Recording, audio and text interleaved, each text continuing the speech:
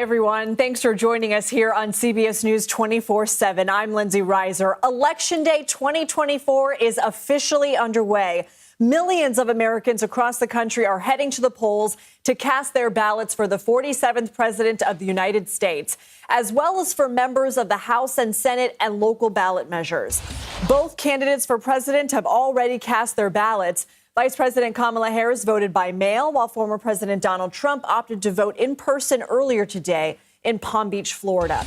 More than 84 million people across the country voted ahead of Election Day. That's more than half the number of people who voted in the 2020 presidential election overall. Vice President Harris is back in Washington, where she'll watch the results come in at Howard University, a historically black university in her alma mater. Last night, she wrapped up her campaign with a rally in Philadelphia. And former President Donald Trump is in Palm Beach, Florida, after making a late-night stop in Grand Rapids, Michigan. He'll watch the returns from Mar-a-Lago. This is the third time Trump has concluded his campaign in Grand Rapids. Last night, the candidates made their final pitches. Are you better off now than you were 4 years ago? Because over the past 4 years, Americans have suffered one catastrophic failure, betrayal, and humiliation after another. We are ready for a president who knows that the true measure of a leader is not based on who you beat down, but based on who you lift up. As president, I pledge to seek common ground and common sense solutions to the challenges you face. We have team coverage of the race for you. CBS News senior White House correspondent Weijia Jiang is following the Harris campaign from Pennsylvania. But let's start with CBS News political reporter Jake Rosen, who's covering the Trump campaign. He's in West Palm Beach, Florida. Jake, how is the Trump campaign feeling about the way former President Trump closed out his campaign? Thanks for having me, Lindsay. The Trump campaign feels good. They see these early voting numbers that you just mentioned as working in their favor, as overwhelmingly white, rural, and male, all three demographics that they believe will get them across the finish line in the Electoral College and in the critical battleground states that they've been targeting, although that is just a small piece of the puzzle down the stretch. And remember, while the closing argument for the Trump campaign has been the economy and bringing down inflation and immigration, and Donald Trump's promises on things like deportations, that message has gotten lost in the last couple of weeks. You saw last night him threatening to call Nancy Pelosi a derogatory word, the racist comments at Madison Square Garden, Trump over the weekend saying he wouldn't mind if journalists got shot if someone tried to take his life again. So it's a little bit of a muddled situation because of what Trump has actually said on the trail, but at least in what they believe that they've done down the stretch, they feel good about that. What about the possibility of Trump making an address tonight? What are we learning about that? Well, our colleagues at CBS News are reporting that it is possible that if the Trump campaign sees, especially on the East Coast, in states like Georgia, in states like Pennsylvania, in states like North Carolina, if they can get those states to break early for them, at least in terms of the early vote, that there's a way that they can potentially come out early and claim victory, even though we know that votes are going to be counted in these states for the next couple of days. We'll have to see, but we saw it back in 2020 when the race wasn't going exactly how they wanted, but Donald Trump thought that he had won, that he came out and spoke early in the morning right after election night. We'll see what happens tonight as votes officially come in and are tabulated. But, Jake, that would be premature and that would be inaccurate.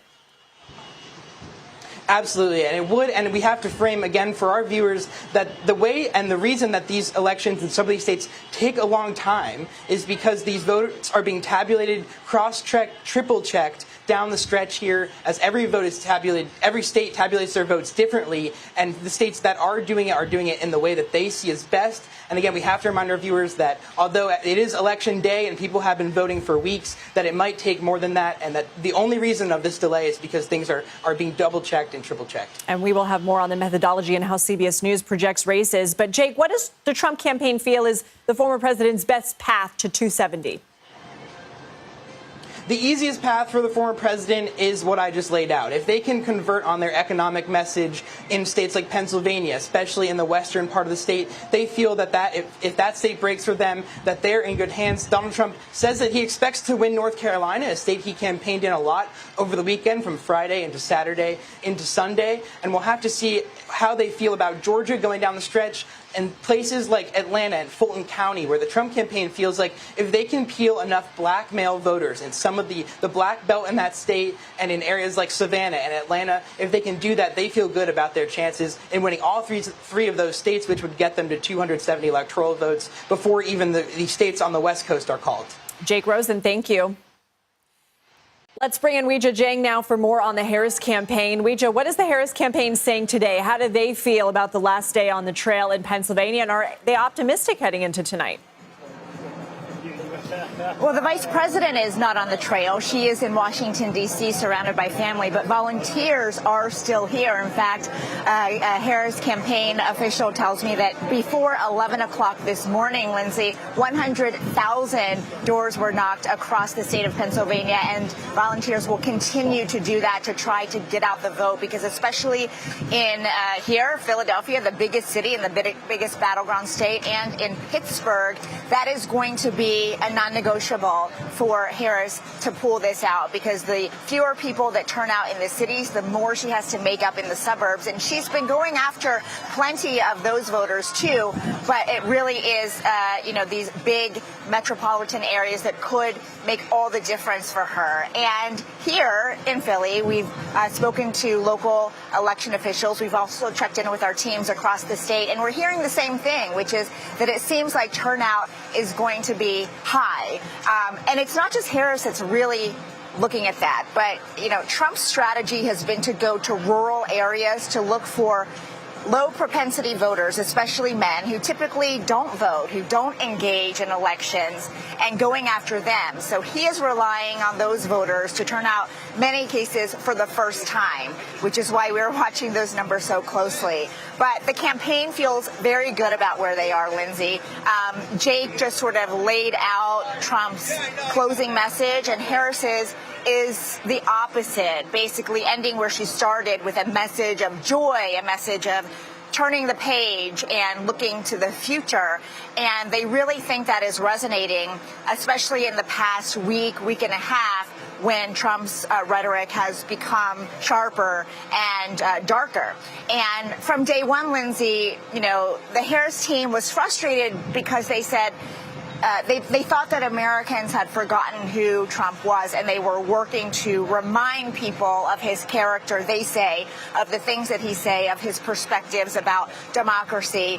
And they believe in the past week and a half, especially since that controversial rally at Madison Square Garden, Harris campaign officials, sources tell me that, they think he has revealed himself much better than they ever could.